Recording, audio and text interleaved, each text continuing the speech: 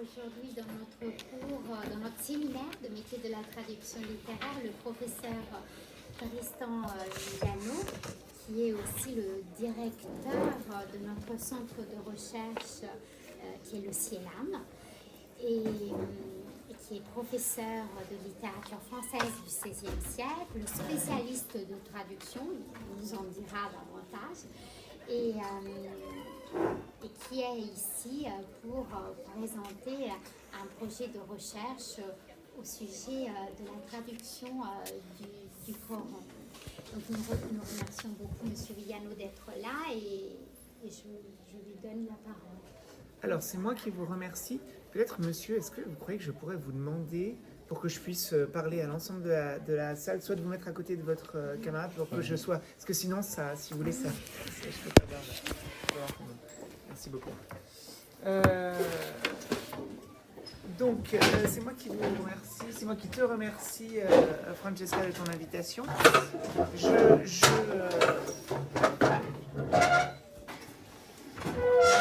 J'ai changé un peu ce que j'ai fait l'année dernière et l'année précédente parce que toutes les bonnes choses ont une fin, la recherche se renouvelle. Donc je vais parler de Coran 1221, mais j'en parlerai à la fin de mon intervention.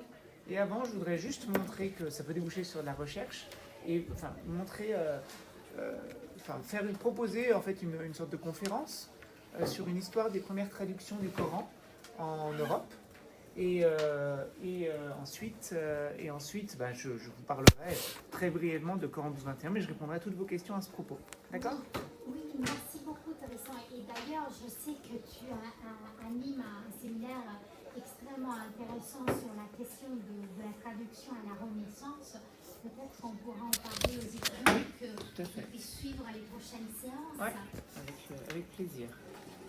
Je peux déjà vous dire que si ce qu'on est en train de vous raconter vous intéresse, si les rapports entre...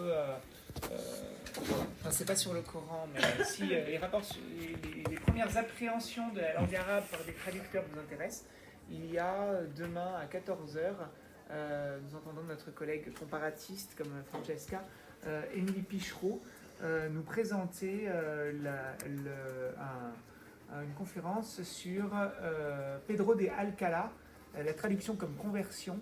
Pedro de Alcalá est l'auteur de la première grammaire arabe qui ait jamais été imprimée au monde, en fait, en 1509, dans mon souvenir, entre 1505 et 1509. Voilà.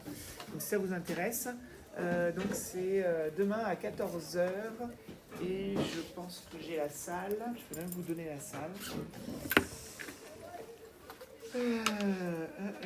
La salle, c'est... go. On est en novembre. Non, j'ai pas la salle, mais je pourrais la donner à Francesca qui pourrait vous la transmettre. Alors, mauvaise nouvelle, je ne suis pas du tout spécialiste du Coran ni de l'islam, même pas arabiste, je sais 3 mots d'arabe. Puisque mon métier est d'enseigner, comme vous l'a dit Francesca, les littératures françaises et latines du XVIe siècle de l'ère chrétienne.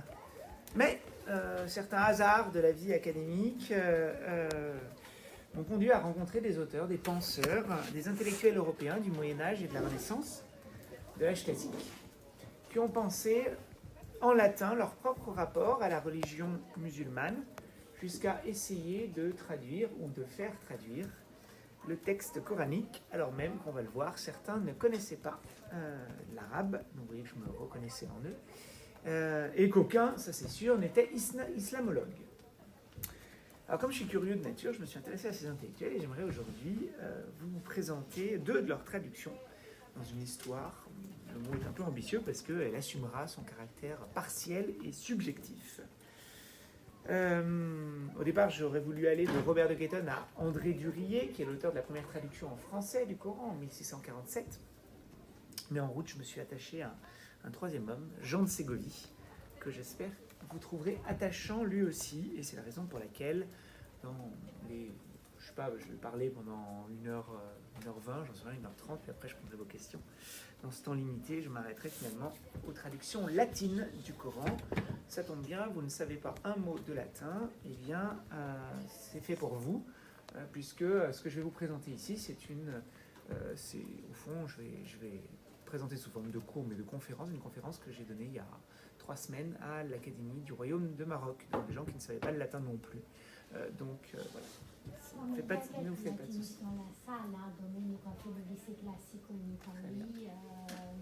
Je voulais rassurer les gens qui, eux, ne savaient pas le latin.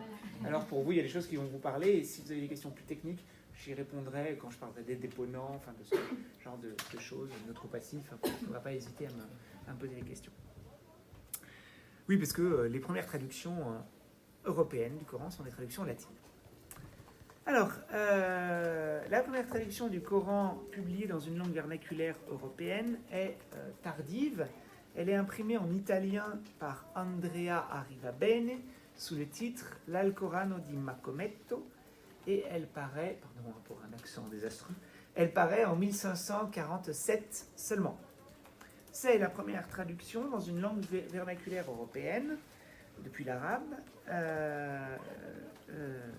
C'est la première traduction dans une langue vernaculaire européenne, mais la première traduction dans une langue vernaculaire européenne depuis l'arabe est plus tardive. C'est la première traduction française, l'Alcoran de Mahomet, en 1647, publié par le diplomate et orientaliste André du Riet. Depuis le Moyen-Âge jusqu'à l'âge classique, donc, les rares clercs ou savants qui s'intéressent en Europe aux textes sacrés des musulmans le connaissent en général dans ses versions latines. Et leur étude apporte, selon moi, une précieuse contribution à l'histoire des religions et des mentalités, puisqu'elle constitue le matériau principal à travers lequel le monde chrétien occidental a pu connaître l'altérité du fait religieux islamique. Et je dis bien le monde chrétien occidental. J'essaie de ne pas reconduire à la notion d'Occident, mais là je vais vous parler d'une zone qui est la partie ouest de la chrétienté. Oui, pour quelqu'un qui, comme moi, s'intéresse à la notion d'altérité, ces versions constituent un important terrain d'enquête, puisque des chrétiens d'Europe latine, ça équivaut à chrétiens d'Europe occidentale, à l'époque prémoderne, ne peuvent pas s'aventurer dans des lieux plus propices au changement de perspective intellectuelle que ne l'est la lecture du Coran. Mais en même temps, il faut mesurer les changements induits par cette lecture, et c'est ce que je vais essayer de faire avec vous, en m'intéressant en particulier à 2 traductions. Celle de Robert de Ketton, qui est composée en 1143, et qui est imprimée pour la première fois en 1543, mais aussi celle de Jean de Ségovie, qui est moins connue, et qui a été composée en 1456. Et donc, je vais utiliser les outils de l'analyse littéraire et grammaticale pour scruter leur choix de traducteur et me demander ce qu'a pu être, au Moyen-Âge et à la Renaissance, un décentrement du point de vue latin sur l'islam. À quels obstacles ce décentrement s'est éventuellement heurté, et si ces obstacles ont pu être surmontés. Voilà. Ce sont les questions que je voudrais me poser. Est-ce qu'il y a eu décentrement du point de vue latin sur l'islam à la suite de ces traductions? Est-ce que ça a rencontré des difficultés? Est-ce qu'on a pu surmonter ces difficultés? Voilà. Donc pour ça, je vais suivre un plan en 4 parties, contrairement aux bonnes habitudes littéraires. Je vais d'abord vous présenter Robert de Ketton et Jean de Ségovie. Je vais vous dire un peu qui sont ces gens. Ensuite, j'étudierai la traduction de Robert de Ketton, que je présenterai comme une traduction latino-centrée. Puis, celle de Jean de Ségovie, qui me semble une traduction arabo-centrée. Et enfin, si nous avons eu le temps, j'espère que ça sera le cas, je vous ferai une petite lecture pour finir. Je me demande si en fait il n'y a pas 3 parties qui seraient maquillées en 4, en réalité. Chasser le littéraire, il revient au galop. Alors, 2 traductions latines du Coran. Dans la période qui nous occupe, le Coran en fait semble avoir été traduit 5 fois en latin, mais 4 de ces traductions nous sont restées.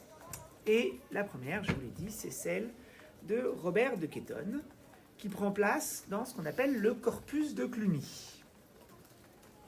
Une collection de textes qui a été voulue par Pierre le Vénérable, qu'on appelle le Corpus de Cluny, parce que Pierre le Vénérable est l'abbé de Cluny.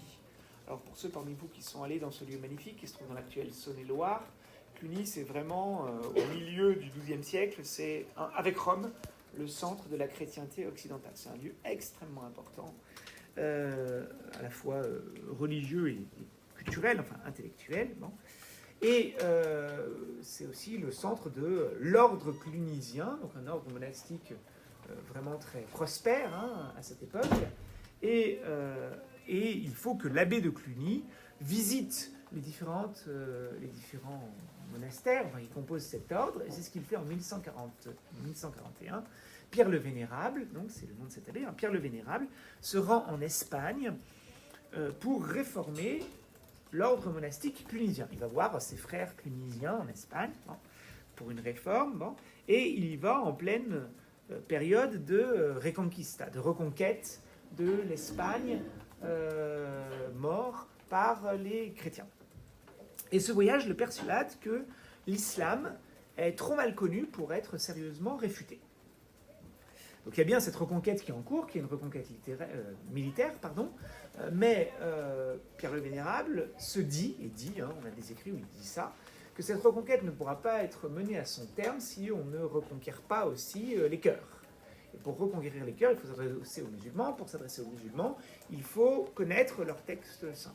C'est le raisonnement qui est le sien. Donc pour soutenir la controverse, vous le comprenez bien, Pierre le Vénérable, donc vous mettez un V majuscule à Vénérable, Pierre le Vénérable décide de faire traduire en latin le Coran avec toute une série de textes qu'il choisit pour la valeur théologique qu'ils sont supposés avoir aux yeux des musulmans. Alors pour cela, il va recourir à des traducteurs spécialisés. Mais le problème, il n'y a pas de traducteurs spécialisés puisque jamais le Coran n'a été traduit. Donc ils sont spécialisés dans quoi? Ils sont spécialisés dans la traduction des textes scientifiques, par exemple. Donc on va aller chercher des gens qui ont des noms très amusants. J'aime notamment Herman le Dalmate, qui m'évoque un personnage des Tontons Flingueurs ou de bande dessinée. Mais il y a aussi Robert de Ketton, qui lui est anglais. Et Robert de Ketton, il lui confie le Coran, la traduction du Coran. Alors, le plus ancien témoin de cette collection, de ce corpus de Cluny, ça c'est merveilleux, c'est une chance extraordinaire qu'on a, c'est que le texte, le manuscrit qu'a commandé Pierre le Vénérable, on en dispose encore. C'est le manuscrit 1162 de la bibliothèque de l'Arsenal, et maintenant c'est numérisé par Gallica, parce que pour mes recherches, dont je vous parlerai un peu après, je l'ai fait numériser, et quand vous demandez qu'un texte soit numérisé, il passe ensuite, tout le monde, vous le payez vous, mais ensuite tout le monde en profite. Donc ce texte que je vous montre, vous pourriez y accéder, et vous pourriez même y trouver, quelques pages après celle que je projette, la première image, qui est une image dégradante du prophète Mohammed. Donc là, voilà, vous avez une image de ce manuscrit 1162 de l'Arsenal. Le Coran proprement dit se trouve au centre du recueil, et il est précédé par une préface de Robert de Ketton, préface dans laquelle Robert de Ketton critique, je cite, la stérile fange, la boue, de la secte sarrasine. Donc vous voyez déjà les limites du décentrement. On traduit le Coran, mais on présente l'islam comme une secte, c'est-à-dire, en fait, c'est intéressant, secte, ça ne veut pas dire c'est des gens qui suivent un gourou, qui abusent régulièrement de 2 ou 3 fidèles. C'est, en fait, secte, ça veut dire, c'est une partie de l'église chrétienne qui a dévié. En fait, c'est comme ça qu'on se représente l'islam au XIIe siècle. C'est important. C'est pour la même raison qu'on parlera d'une hérésie. Hérésie, c'est l'idée d'une séparation à hérésis, d'une séparation hors du christianisme. Mais vous voyez que le propos est extrêmement polémique, ce qui d'ailleurs est sans doute un passage obligé. Vous ne pouvez pas traduire le Coran sans, au XIIe siècle, bien dire que l'islam est une secte sarrasine. C'est une manière de dire je ne souscris pas au principe de cette secte qui, par ailleurs, quand on va dans ces détails, est supposée être particulièrement attirante, séduisante. La caractéristique de l'islam pour les chrétiens, c'est que c'est une religion facile et qui séduirait. Je pourrais y revenir, si vous avez des questions, vous notez, et puis je répondrai à toutes les questions que vous avez. Or, oui, donc, la traduction de Robert de Ketton est réputée pour les libertés qu'elle prend avec l'original. Et la préface de Robert de Ketton, qu'il adresse à un Pierre le Vénérable, sonne comme un aveu involontaire, tout est évidemment dans la restriction finale que je souligne par les italiques. Voilà ce que nous dit Robert. J'ai apporté les pierres et le bois nécessaires pour que se dresse, aussi magnifique qu'utile, l'édifice que tu as formé, toi, Père Vénérable, et qui ne pourra être défait. Je n'ai rien retranché, je n'ai rien ajouté de remarquable, sauf pour me faire comprendre. Alors, l'interstice s'ouvre évidemment dans cette exception qui explique en grande partie l'infidélité de cette traduction au texte arabe, infidélité dont je vais donner tout à l'heure plusieurs exemples. Du corpus de Cluny, on possède 24 manuscrits, ce qui est considérable pour un texte qu'il fallait sans doute pas mettre entre toutes les mains. Donc c'est beaucoup, 24 manuscrits. Voilà. Et cette diffusion s'élargit encore vers le milieu du XVIe siècle, puisque, comme je vous l'ai dit, en 1543, c'est-à-dire 4 siècles précisément après sa composition, presque tous les textes de ce corpus sont imprimés à Bâle par l'humaniste protestant Bibliander. En fait, il s'appelle Théodore Bourman, mais en grec, ça se dit Bourman veut dire l'homme-livre, et en grec, ça se dit Bibliander, donc vous voyez que vous avez affaire à un humaniste. Bon. Donc, un humaniste protestant qui imprime le corpus de Cluny avec l'appui de Luther, qui est le chef de la Réforme. Il faut que Luther donne son appui, parce qu'il faut quand même savoir que l'imprimeur de ce Coran, il a passé 3 semaines en prison pour avoir imprimé ça sans avoir l'aval des autorités. L'accord de Luther était arrivé un peu trop tard, pas de chance. On voit la difficulté de ce type de traduction, difficulté politique sur laquelle je n'insisterai pas trop ici. Donc c'est la première version imprimée du Coran dans son intégralité, puisque comme vous le savez, on n'imprime pas dans le monde musulman avant une date assez tardive, un refus de l'impression. Ce Coran est réimprimé en 1550 et il contribue de façon décisive à la connaissance de l'islam en Europe. Je vous donne un seul exemple. Je vous ai parlé de la première traduction en langue vulgaire qui est en italien en 1547 par Andrea Arrivabene. Eh bien, j'ai eu un lapsus, je vous ai dit que c'était traduit depuis l'arabe. Ce lapsus venait du fait qu'Andrea Arrivabene cherche à vous faire croire que ça a été traduit depuis l'arabe. Mais la réalité, c'est qu'il l'a traduit depuis le latin.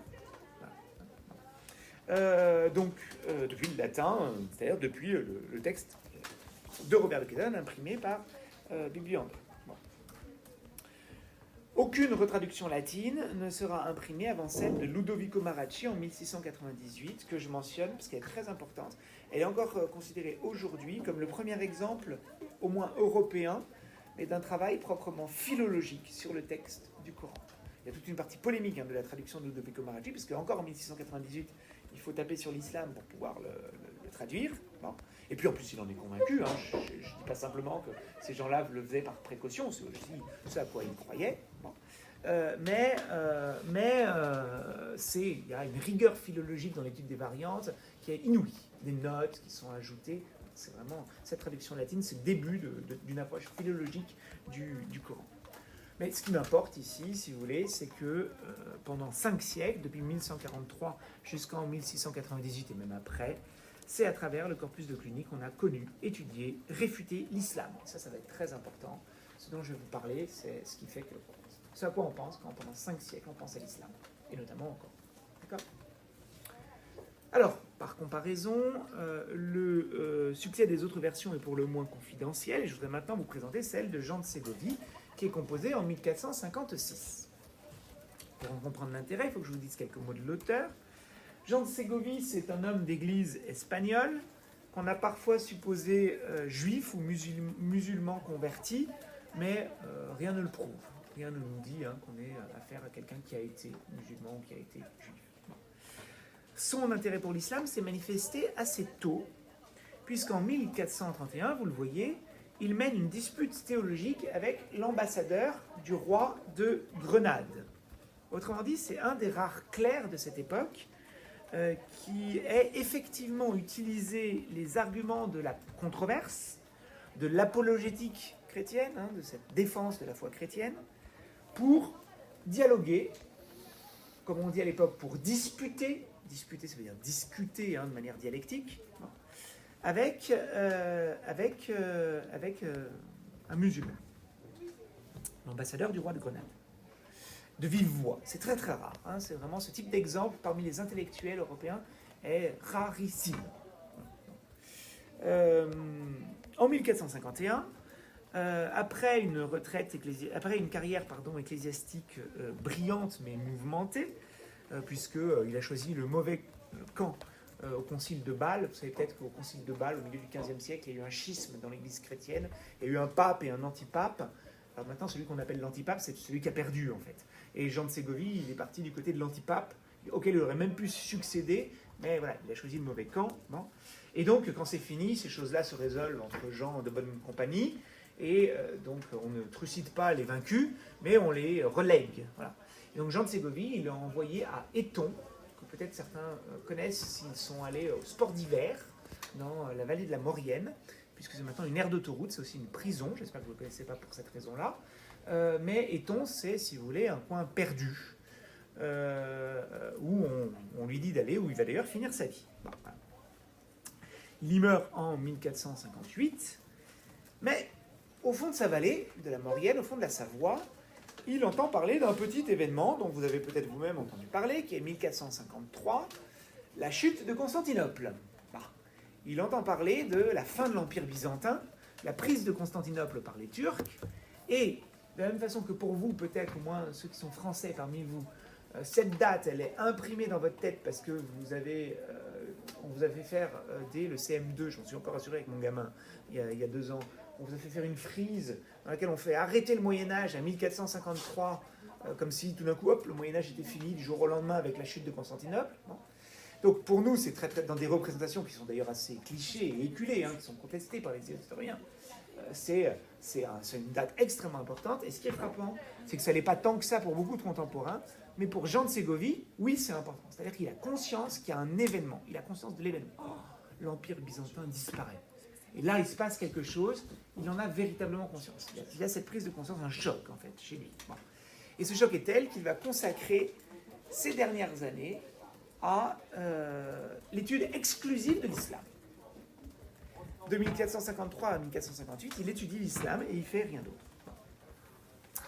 Et donc pour ce faire, il rédige d'abord un traité des Gladio Divini Spiritus Mittendo in Corda Saracenorum sur la nécessité d'enfoncer, ou sur l'enfoncement, du glaive de l'esprit divin dans les cœurs. Ça a l'air extrêmement désagréable. Dans son idée, ça n'est pas tant que ça. Alors, je vais vous expliquer pourquoi c'est désagréable et pourquoi dans son idée, ça n'est pas tant que ça.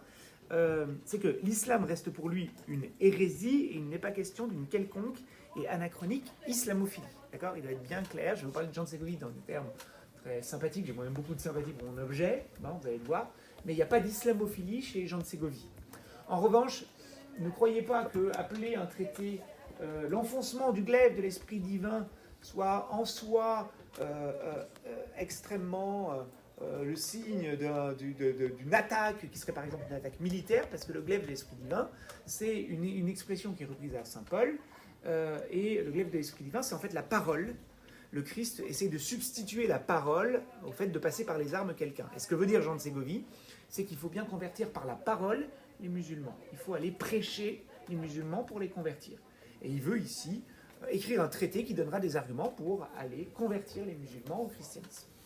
Donc vous voyez, ça limite la violence de ce titre, et en même temps, il n'y a pas d'islamophilie. Il n'aime pas l'islam, il veut ramener ces gens-là au christianisme. Alors,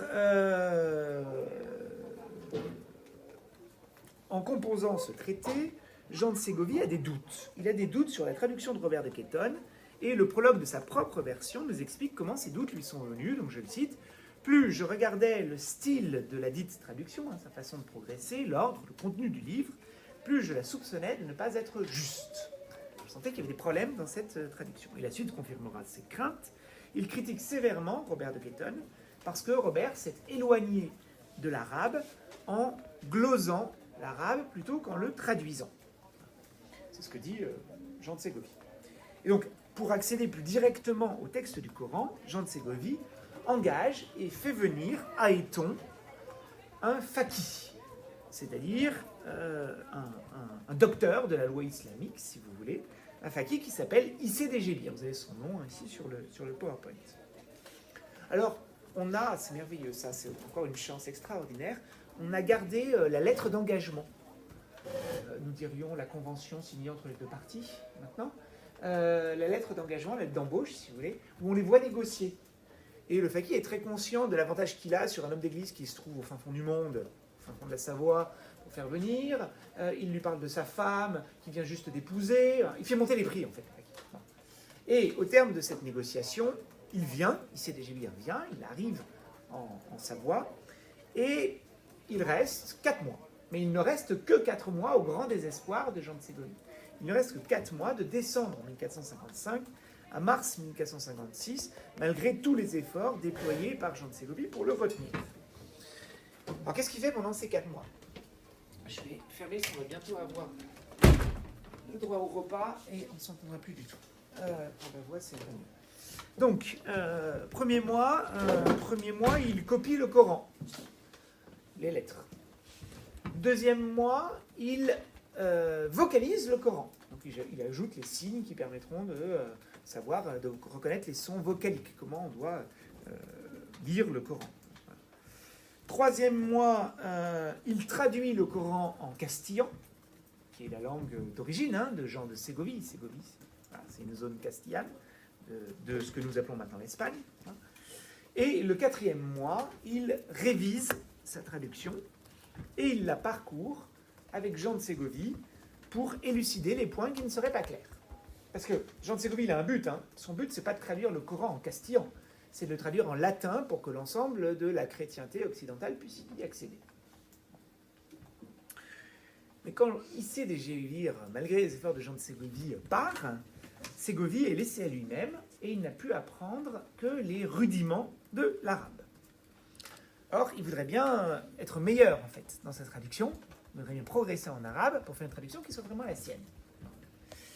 Et donc, il fait appel d'abord à un franciscain qu'on lui recommande, qui est secrétaire du roi de Chypre. Bon, on est dans une zone de contact. Et qui connaît l'arabe. On le lui recommande parce qu'il connaît l'arabe. Qu'est-ce qu'il fait? Il lui envoie une sourate, je crois que c'est la sourate 2 qu'il lui envoie, la plus grosse, la plus longue sourate, il la lui envoie, et pour faire un test, quoi. Comme on engage un traducteur. Et l'autre lui répond, et lui dit, écoute, là, vraiment, je suis incapable de traduire ça. Et voilà comment il lui répond, parce que dans son prologue, Jean de Ségovie nous l'explique. Il expliqua son ignorance par le fait suivant. Chez les chrétiens, il existe une langue vernaculaire, une autre latine. Il en va de même chez les musulmans. Et le texte que je lui faisais parvenir était en arabe, mais dans un arabe latin, dont très peu, même parmi les musulmans, avaient la connaissance. Alors, j'adore ces lignes et je vais vous expliquer pourquoi. Elles n'ont pas été très relevées par la critique. En fait, elles nous apportent une indication merveilleuse sur ce que pouvait représenter le latin dès la fin du Moyen-Âge. On est au XVe siècle, et ici, on voit que latin ne désigne plus seulement la langue parlée héritée des Romains, puisqu'il existe un arabe latin, c'est quand même extraordinaire comme oxymore, mais en fait, latin désigne la langue des élites intellectuelles de toutes origines, à laquelle un petit nombre seul peut accéder. Autrement dit, le latin, c'est la langue à laquelle on ne comprend rien. C'est ça que ça veut dire. C'est comme en français, dans le français, on a des proverbes en français qui d'ailleurs peut-être sont légèrement racistes, il faudrait les interroger, mais en français, comme on dit, c'est du chinois, pour dire qu'on n'y comprend rien, ou c'est de l'hébreu, pour dire qu'on n'y comprend rien, ben là ça veut dire c'est du latin. Voilà. C'est ce qu'il est en train de lui dire. Donc, c'est pas ce monsieur qui va pouvoir aider Jean de Ségovie. En vrai autodidacte, Jean de Ségovie va donc devoir se débrouiller tout seul et il ne cesse de comparer le texte original avec la traduction castillane pour élaborer sa propre version. Or, à mesure qu'il progresse tout seul donc dans cette comparaison, il paraît se persuader de l'erreur que les chrétiens ont commise en voulant réfuter le Coran sans l'avoir vraiment compris. Et il se rend compte que lui-même, dans son traité des Gladiaux, a fondé certains de ses arguments sur des traductions inexactes de Robert de Ketton. Il aperçoit peu à peu certaines spécificités de la langue arabe coranique et décide de les prendre en considération en remaniant sa propre version. Et c'est ce travail de remaniement qui va mener jusqu'à sa mort, sans doute, ce travail de remaniement que j'étudierai un peu plus loin, puisqu'on va travailler sur la version de Jean de Ségovie. Il me suffit de noter pour l'instant, en termes de cette introduction générale, de noter pour l'instant que la traduction de Jean de Ségovie semble ne jamais avoir été conservée que dans un seul manuscrit. Ce manuscrit, Jean de Ségovie l'a légué à l'université de Salamanque, qui était l'université où il avait étudié, donc en signe de reconnaissance à l'alma mater, il l'envoie à l'université de Salamanque, avec l'ensemble de sa bibliothèque, et le manuscrit n'a pas survécu. Disparition d'autant plus regrettable que, comme vous le verrez, la version de Jean a sans doute été la plus originale de toutes celles qui ont vu le jour en latin, mais c'est justement par là qu'une comparaison avec Robert de Caetton fait sens. Cette traduction ne prend pas seulement le contre-pied de la traduction de Robert de Caetton, de manière explicite par des choix diamétralement opposés, elle se signale aussi par son absence totale de postérité qui contraste avec le succès du corpus de Cluny, et peut-être que les deux faits ne sont pas sans rapport, mais je ne vous en dis pas plus pour l'instant. Alors, je passe à ma deuxième partie. On va maintenant travailler sur la traduction de Robert de Caetton, que j'appelle une traduction latino-centrée. Donc là, on va vraiment travailler sur les textes. Je vous avais dit qu'on allait faire des travaux de littéraire. On va travailler sur les textes, on va essayer de comprendre des choix de traducteurs. Je crois que vous êtes dans un master qui est un master de traduction littéraire. Vous allez voir que c'est exactement ça qu'on va faire avec ces deux messieurs. Donc, l'infidélité de Robert de Caetton au texte arabe du Coran se manifeste dès la première sourate, l'ouverture, qu'il traduit ainsi. Donc, je vous lis pour l'instant, non pas le texte latin de Robert de Caetton que vous avez en haut, mais ma traduction de ce texte latin. D'accord ? Alors, je vais quand même le faire entendre. Est-ce que vous voulez bien, monsieur? Vous êtes italien, c'est ça? Je suis italien. Oui. Vous êtes italien. Alors, on va se donner le plaisir de demander à monsieur qui est italien de lire le texte latin. Vous allez bien l'écouter, vous parlez bien fort, vous nous le mieux possible. Et ensuite, moi, je lirai ma traduction latine et je le commencerai. Misericordi pioque Deo, universitatis creatori, Iudicium. Indicium, cuis postrema dies expectat, voto supplici, moi je dirais. Oui, allez-y, oui. Nos humiliemus adorantes ipsum, suaque manus suffragium semitaque donum et dogma, qua suos ad se benevolos nequaquam hostes eterroneos adduxit iugiter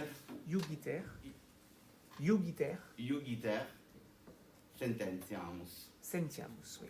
Alors, devant Dieu miséricordieux et bon, créateur de l'univers, devant Dieu miséricordieux et bon, créateur de l'univers, dont l'univers attend le jugement au jour dernier, humilions-nous par une simple prière, en l'adorant, ainsi que le secours de son bras et le don d'un chemin, et méditons sans cesse la doctrine par laquelle il a conduit à lui ceux qui lui étaient dévoués, en aucun cas ses ennemis, ni les égarés. Donc c'est la traduction de la première sourate, Fatiha, qu'on appelle l'ouverture, et on lui donne d'autres noms, sur lesquels on va d'ailleurs revenir tout à l'heure. C'est la traduction par Robert de Caetton de cette première sourate. Alors, pour remarquer l'infidélité de Robert de Caetton, le littéraire que je suis, non arabisant, vous l'avez compris, et entendu il y a un instant, s'est reporté à la traduction de Michel Cuypers, qui essaye à son tour de traduire la première sourate en mettant en évidence sa construction rhétorique. Et donc je simplifie beaucoup son analyse pour la commodité de mon propos, mais je vais d'abord lire la manière dont, de manière très littérale, Michel Cuypers traduit la même sourate, d'accord, pour que vous puissiez comparer. Au nom de Dieu, le très miséricordieux, louange à Dieu, Seigneur des mondes, le très miséricordieux, le miséricordieux, souverain du jour du jugement. C'est toi que nous adorons, c'est toi que nous sollicitons. Guide-nous dans la voie droite, la voie de ceux que tu as gratifiés, non de ceux qui ont encouru ta colère, ni des égarés. Alors, est-ce que je peux vous demander, monsieur, de fermer la porte pour Merci beaucoup, c'est très aimable. ce que fait remarquer Cuypers, c'est que la rhétorique sémitique, donc des langues arabes et hébraïques, la rhétorique sémitique privilégie les compositions concentriques. On avait eu une démonstration tout à fait brillante par Olivier Hahn, qui est historien et lui islamologue, qui était venu il y a 2 ans ici, et qui avait analysé un prêche issu de Daesh, montrant comment, imitant le style coranique, le prédicateur de Daesh obéissait entièrement à cette composition concentrique. En fait. Bon. La rhétorique sémitique donc privilégie ces compositions concentriques, et ici, notre sourate s'organise en 3 parties principales. Vous avez les versets 1 à 4 qui sont ceux de l'adoration, on adore Dieu. Le verset 5, c'est la charnière centrale, et dans les versets 6 et 7, vous avez une demande. 5a fait signe, renvoie vers la première partie, nous adorons, vers l'adoration, et 5b vers la deuxième partie, nous sollicitons. Au niveau inférieur, vous pouvez très facilement, vous le voyez, découper des segments parallèles de 2 membres dans chaque partie. Les vers 1 et 3 se font écho par la répétition des noms divins, le très miséricordieux, le miséricordieux. Les vers 2 et 4 se font eux aussi écho par l'idée commune de souveraineté ou suzeraineté. Seigneur, souverain. De même, toujours au niveau inférieur, les vers 6 et 7a s'opposent aux vers 7b et 7c par l'antithèse entre voie droite et voie des égarés. Oui, il y a une structure qui est très facile à percevoir pour nous qui sommes littéraires. Or, vous pouvez maintenant relire rapidement la version composée par Robert de Ketton, et vous verrez qu'elle ne permet en aucun cas de deviner cette structure. Elle ressemble plus à une paraphrase qu'à une traduction. Alors il est vrai que traduction se dit en latin interpretatio, ce qui implique une liberté que nous ne nous permettrions sans doute plus, mais Jean de Ségovie, au XVe siècle, et en langue latine, remarquait déjà cette dérive paraphrastique. Il l'appelait ainsi. Et cette dérive, elle résulte probablement d'une recherche stylistique, parce que dans cette traduction latine, le cicéronianisme du traducteur se fait sentir. Vous le voyez, on a simplement une phrase. L'ouverture, sous la plume de Robert de Ketton, elle a la longueur d'une période, c'est-à-dire d'une longue phrase à la manière de Cicéron, qui est le plus grand prosateur latin. Son rythme même se trouve latinisé par le traducteur. Mais surtout, on est frappé par l'ellipse au terme de laquelle Robert de Ketton évite de répéter « miséricordie pioque Deo », c'est-à-dire « miséricordieux et bon ». Vous voyez que dans la traduction de Cuypers, vous avez 2 fois le trait miséricordieux, le miséricordieux. Ça arrive 2 fois. Ici, vous avez simplement une fois Dieu, miséricordieux et bon. La basmala semble avoir été réunie avec le 3e verset. Basmala, je le dis pour tout le monde parce que j'aurais dû le préciser, c'est le premier verset de la première sourate. C'est au nom de Dieu, le très miséricordieux, le miséricordieux. Peut-être certains parmi Basmala ou Bismillah. On peut dire les deux, Basmala ou Bismillah, d'accord ? Et en effet, Bismillah, c'est même une invocation qui est prononcée parce que le simple fait de prononcer le nom de ce premier verset appelle une bénédiction. Non. Donc c'est très important de le dire, je vous remercie monsieur, c'est un verset extrêmement important. Le Bismillah, le Basmala, c'est un verset extrêmement important. Ici, il semble faire l'objet d'une ellipse. Il semble avoir été réuni avec le 3e verset. On ne peut pas dire lequel exactement a disparu, mais le fait est qu'il y a une ellipse. Alors, le lecteur bienveillant signalera que dans les rites malékites et hanafites, qui sont 2 écoles juridiques de l'islam, dans les rites malékites et hanafites, la Fatiha, la première sourate, est récitée sans Bismillah, sans le premier verset, la plupart du temps. Mais alors, il faut quand même constater qu'on a une interversion des versets 2 et 3. Et cette interprétation indulgente n'explique pas vraiment une autre altération. C'est que, au début de la deuxième sourate. Alors malheureusement, je sens bien que vous n'allez pas vraiment le voir. Il faudrait que vous vous approchiez pour le voir. Vous avez ici la version imprimée par Viviander de la traduction de Robert de Ketton. Azohara prima, ça veut dire première sourate en latin. Et là, vous avez, malheureusement ça a été enlevé par mon rouge, vous avez écrit Azohara segunda, donc deuxième sourate. Ici commence la deuxième sourate. Au début de la première sourate, Robert de Ketton écrit Misericordi pioque, Dieu miséricordieux et bon. Et au début de la deuxième sourate, on lit, là on retrouve le bismillah, la bismillah, In nomine Domini pi et misericordis, au nom du Seigneur, bon et miséricordieux.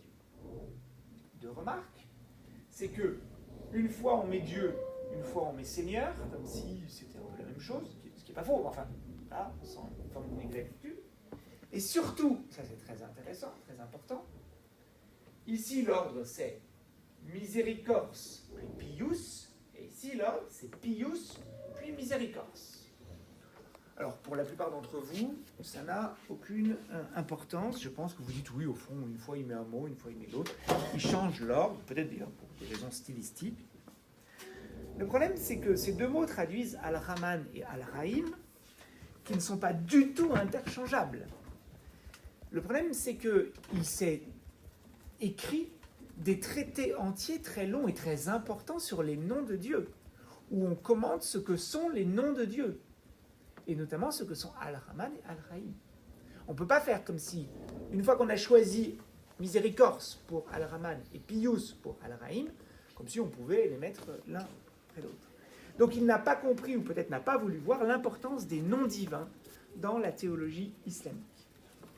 C'est pourquoi je me demande s'il n'a pas supprimé à dessein dans la première sourate une redite qui lui semblait un pléonasme. La traduction de Robert de Ketton se distingue encore par une autre particularité. Et pour l'apercevoir, on va pouvoir se reporter à la liturgie chrétienne. La première sourate est couramment comparée par les orientalistes au Notre Père pour son importance dans la piété musulmane. Cette comparaison est très ancienne, puisqu'on la trouve déjà dans le corpus de Cluny. Et vous avez une annotation à la première sourate qui en témoigne. Donc voilà ce qui est dit, c'est écrit tout petit, je vois, en latin, mais je l'ai traduit en gros à côté. Et voilà ce que dit le commentateur, on est au XIIe siècle. Voilà ce qu'on dit déjà au XIIe siècle sur la première sourate. Ce premier et bref chapitre, j'ai oublié le bref, est appelé la mère du livre parce que la loi des musulmans tout entière trouve son origine et son fondement en lui, de même que notre loi trouve le sien dans l'oraison dominicale. Et oraison dominicale, ça veut dire le Notre Père. Alors, qu'est-ce qui m'intéresse là-dedans ? D'abord, c'est très juste. Le début est très juste. Dire que le Coran est en quelque sorte résumé dans la première sourate et que la suite est une sorte d'épanouissement de ce qu'est la première sourate, c'est quelque chose qu'on trouve très fréquemment dans les écrits musulmans, dans les écrits théologiques musulmans. D'accord ? Ce qui m'intéresse ici, c'est la comparaison au Notre Père. Donc on va faire ici, on va venir un peu chez les chrétiens et on va se réciter le Notre Père pour le comparer avec la première sourate telle que traduite par Robert de Ketton. Notre Père qui es aux cieux, que ton nom soit sanctifié, que ton règne vienne, etc. Je ne cite pas tout Notre Père, j'en ai cité assez pour que vous ayez l'élément qui m'intéresse. Le Notre Père, vous le voyez, il est adressé à Dieu, à la deuxième personne du singulier, alors que l'ouverture, selon Robert de Ketton, ne désigne Dieu qu'à la troisième personne, en complète contradiction avec le texte arabe. Dans le texte arabe, on parlait bien à Dieu à la deuxième personne. Là, il y a une première différence notable. Cette différence rapproche la Fatiha, selon Robert de Ketton, d'un autre texte essentiel de la liturgie chrétienne, non plus le Notre Père, mais l'autre texte le plus connu de la liturgie chrétienne, qui est le Credo. Je crois en Dieu. Je crois en Dieu, le Père Tout-Puissant, Créateur du ciel et de la terre, etc. Je parle de Dieu à la troisième personne, ici. Cette modification de la traduction, de l'ouverture par Robert de Ketton, Cette modification peut faire croire au lecteur chrétien que le musulman qui récite la Fatiha, la première sourate, ne s'adresse pas à Dieu directement. Comme s'il ne pouvait pas établir de rapport personnel avec son Seigneur. Comme s'il ne priait pas et que Dieu lui fût un étranger. Les impératifs qui impliquent un effort spirituel, humilions-nous, en latin c'est des subjonctifs, humilions-nous, ces impératifs impliquent bien un effort spirituel, mais qui se maintient dans un plan strictement humain, comme si le fidèle en était réduit à se tourner vers lui-même, allez Tristan, humilions-nous, ou à se tourner vers ses frères. Allez Domenico, humilions-nous, vous et moi. D'accord ? Et en même temps, il faut relever une différence entre le credo et l'ouverture selon Robert de Ketton, c'est que le credo, comme son nom l'indique, est une profession de foi. Je dis en quoi je crois. Si Robert de Ketton avait cherché à le transposer jusqu'au bout, il aurait utilisé non pas des impératifs pour faire court, mais des indicatifs, ces mêmes indicatifs dont on se sert dans le credo. Nous nous humilions, nous méditons. Il aurait dit ça, et non pas humilions-nous, méditons. Ok ? En fait, ce que j'essaie de vous montrer, c'est que la traduction de Robert de Ketton part dans deux directions divergentes. D'un côté, elle rend cet effort spirituel qu'implique la récitation de la Fatiha. Mais de l'autre, elle explique aux chrétiens ce qu'est la foi des musulmans. Et c'est pourquoi l'ouverture, selon Robert de Ketton, n'est pas exactement un credo. C'est un Notre Père qui aurait été transformé en credo, mais qui n'aurait pas oublié complètement qu'il était un Notre Père. Il y a une hésitation entre les deux. En fait, hésitation entre deux objectifs contradictoires. Un objectif philologique, je veux traduire de la manière la plus exacte possible, et un objectif pédagogique. Je veux expliquer ce texte et sa signification à des latins qui ne la comprennent pas. La version de Robert de Ketton obéit à cette double visée qui est en fait la visée de Pierre le Vénérable. C'est ce qu'il voulait faire. Il voulait faire traduire le Coran pour qu'on sache ce qu'était le Coran, mais en même temps aussi pour qu'on l'explique. C'est manifeste dès le départ. Ce faisant, Robert de Ketton, loin de se décentrer lui-même, Robert de Ketton oriente le Coran dans une direction qui n'est pas la sienne. Il le force à parler au latin, à entrer dans des cadres latins, parfois même dans des phrases et des rythmes qui sont propres à la langue latine. Cette longue phrase qu'on appelle en latin une période. Une période, c'est une longue phrase qui a du souffle. Dans ces conditions, la signification du Coran est nécessairement altérée. Et c'est dans cette version que les Européens l'ont lu pendant plus de 500 ans, du XIIe au XVIIe siècle. Alors maintenant, il faut que je vous montre les conséquences que ça a. Et c'est ce que je vais faire. Je vais vous prouver les conséquences de cette réorientation du Coran vers le latin. Et le problème que ça pose, cette déformation. On se reporte à l'édition Bibliander, donc la première édition imprimée du Coran en latin. Dans les marges de cette traduction sont apposées des gloses par Bibliander lui-même, par cet humaniste protestant, en 1543. En face de la première sourate, traduite par Robert de Ketton, on trouve cette annotation, que selon toute vraisemblance vous n'arrivez pas à lire, il y a écrit Symbolum Mahometicum. Symbolum Mahometicum, même sans rien savoir au latin pour certains d'entre vous, vous comprenez que ça veut dire le symbole de Mahomet. D'accord ? Symbole, ça veut dire quoi dans la foi chrétienne, dans la religion, dans les liturgies chrétiennes? Le symbole, ça veut dire le credo. Donc vous avez ici une annotation qui dit le credo de Mahomet. D'accord ? Pourquoi cette annotation m'intéresse-t-elle ? À plusieurs titres. D'abord, il dit de Mahomet. Alors je ne reviens pas sur le nom Mahomet, que je viens de prononcer plusieurs fois. Vous avez vu que moi je disais plutôt Mohamed quand je parlais. J'aurais pu dire Mahomet, j'aurais pu m'expliquer des deux choix d'ailleurs. On peut en parler si vous voulez. C'est des choses sur lesquelles j'ai réfléchi et même écrit. Mais que vous sachiez néanmoins que le nom de Mahomet ne va pas de soi, au moins au XXIe siècle, et pose problème à un certain nombre de musulmans. Donc il faut au moins le savoir. le symbole de Mahomet, ça veut dire cette chose très précise. Le credo de Mahomet, ça veut dire que ce texte-là a été écrit par le prophète Mohammed. Et dire ça, c'est nier que ce texte soit la parole de Dieu.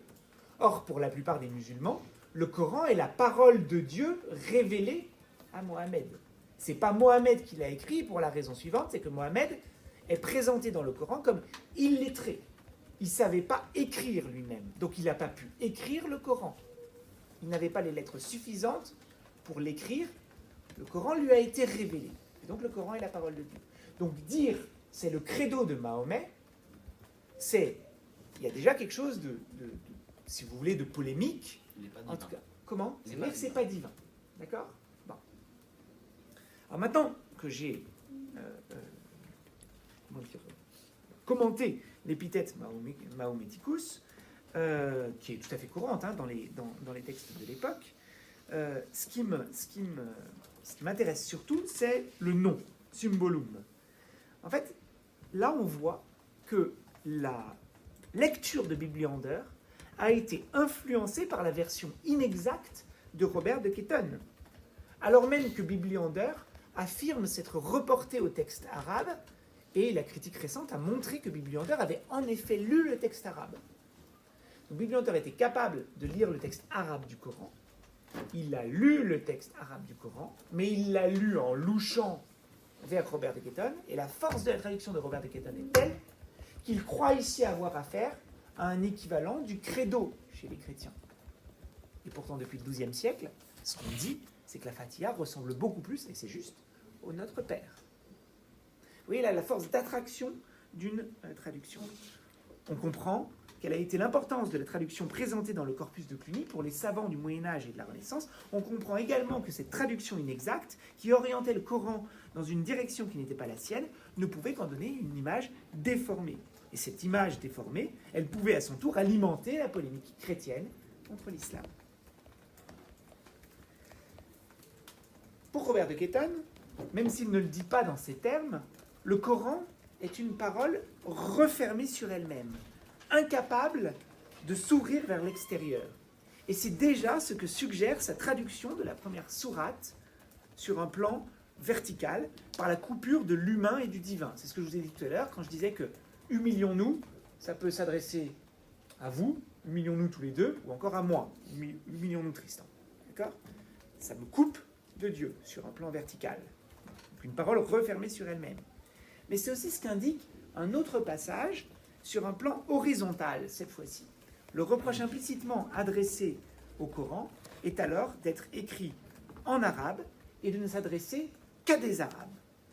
Ce passage, il est constitué par les versets 83 à 105 de la sourate 16, An-Nahl, les abeilles. Alors, le texte dont je vais vous parler ici, il est ainsi traduit par Régis Blacher, que je prends comme traduction française de référence. D'accord ? Donc voilà comment aujourd'hui on traduit ce passage de la sourate 16. Sourate, on appelle sourate les différents chapitres qui composent le Coran. J'aurais dû commencer par ça, excusez-moi. Et je mets en gras les passages qui m'intéressent particulièrement et qui figurent vraiment parmi les plus célèbres du texte coranique. C'est-à-dire que s'il y a parmi vous des personnes qui sont soit de confession, soit de culture musulmane, c'est des passages qu'ils connaissent selon toute vraisemblance. Voilà. Alors, voilà le passage, évidemment, je vais le commenter. Donc, Dieu parle, puisqu'il s'agit de la parole de Dieu. Quand nous substituons une ayah, c'est un verset considéré comme miraculeux. Quand nous substituons une ayah à une ayah, et Allah sait très bien ce qu'il fait descendre, les infidèles disent « Tu n'es qu'un faussaire ». Mais la plupart ne savent point. Réponds-leur. L'Esprit Saint a fait descendre de ton Seigneur cette révélation avec la vérité, comme direction et annonce pour les musulmans, afin de confirmer ceux qui croient. Certes, nous savons que les infidèles disent « Cet homme a seulement pour maître un mortel », mais la langue de celui auquel ils pensent est une langue barbare, alors que cette prédication est en claire langue arabe. Ceux qui ne croient pas dans les ayats d'Allah, celui-ci ne saurait les diriger. Ils auront un tourment cruel. Seuls forgent le mensonge ceux qui ne croient point dans les ayats d'Allah. Ceux-là sont les menteurs. Alors je vais juste gloser la situation et vous expliquer de quoi il s'agit. Dieu explique à Mohammed comment il doit réagir aux contestations dont il fait l'objet. Quand le prophète a prêché l'islam, il s'est heurté à de vives oppositions. Et ces vives oppositions, de la part de ceux qui sont appelés les infidèles dans ce texte, consistaient à dire notamment, c'est pas vrai, il prétend que Dieu lui a révélé le Coran, c'est pas vrai. En fait, il y a un homme qui est son maître, cet homme c'est un mortel, et ce mortel lui dicte sa leçon. Les opposants au prophète disaient, vous avez compris, disaient, tu prétends, non pas inspirer, mais tu prétends avoir des révélations de Dieu, et en réalité, il y a quelqu'un qui te dicte ta leçon. Il y a quelqu'un qui te dicte... Et Dieu dit à Mohammed ce qu'il faut répondre, voilà. Il lui dit, la langue de celui auquel il pense, la langue de ce maître, qui est supposé t'apprendre des choses, est une langue barbare, alors que cette prédication est en claire langue arabe. Donc Dieu explique à Mohammed ce qu'il doit répondre. Ce que Mohammed doit répondre, c'est que le Coran est en arabe. Or, ce monsieur qui est censé lui dicter sa leçon, il ne parle pas arabe. Il parle une autre langue que l'arabe. Il parle une langue barbare. Vous savez que le barbare, chez les Grecs, c'est celui qui ne parle pas la langue de la communauté. Voilà. Bah ici, le barbare, c'est celui qui ne parle pas la langue de la communauté arabe. Est-ce que ce passage est clair pour tout le monde, et notamment pour ceux qui n'étaient pas du tout familiers avec le texte coranique? Parce qu'on va voir ce que va en faire Robert de Ketton. C'est clair ou pas? C'est bon? Ok.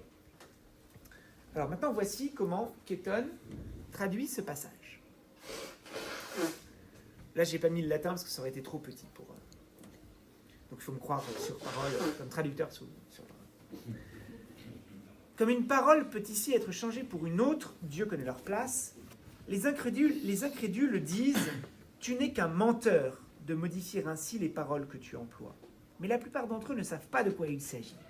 Car Dieu lui-même et son esprit béni ont composé ce livre tout à fait véridique pour qu'il confirme aux croyants le droit chemin et aux justes la nouvelle de pleine joie. Nous savons bien ce qu'ils vont dire. Tu instruis un homme qui parle latin et le Coran est en arabe. Dieu ne leur enseignera jamais le droit chemin. En contredisant ses préceptes, eux seuls mentent impudemment. Il leur infligera au contraire une peine très sévère. Alors maintenant, je vais jouer au jeu des 7 différences. On en a deux en tout. J'ai mis ce quart en gras parce que ce quart n'est pas anodin du tout. Car c'est ce que mon traducteur français contemporain, enfin moderne, traduit par « réponds-leur ». En arabe, c'est, pardon pour la prononciation, c'est « cle »,« dis ». D'accord? Oui, ça fait rigoler, hein? Non, c'est moi qui ai. Dites-le. Voilà. Dis. D'accord? Réponds. Voilà ce qu'il faut dire. D'accord? Donc, ça, c'est un marqueur très important, vous le comprenez. C'est Dieu qui dit au prophète ce que le prophète doit dire.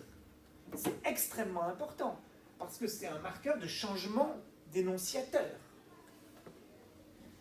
Chez Robert de Ketton, ce marqueur disparaît. Pourquoi ça m'arrête? Pourquoi ça me semble important?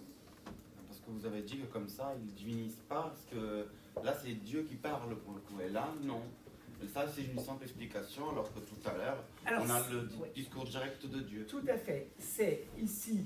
Donc, premièrement, on n'entend pas que Dieu délègue sa voix, mais donc, on n'arrive pas à distinguer les instances énonciatives, et comme on n'arrive pas à distinguer les instances énonciatives, on est perdu, en fait. Qui parle?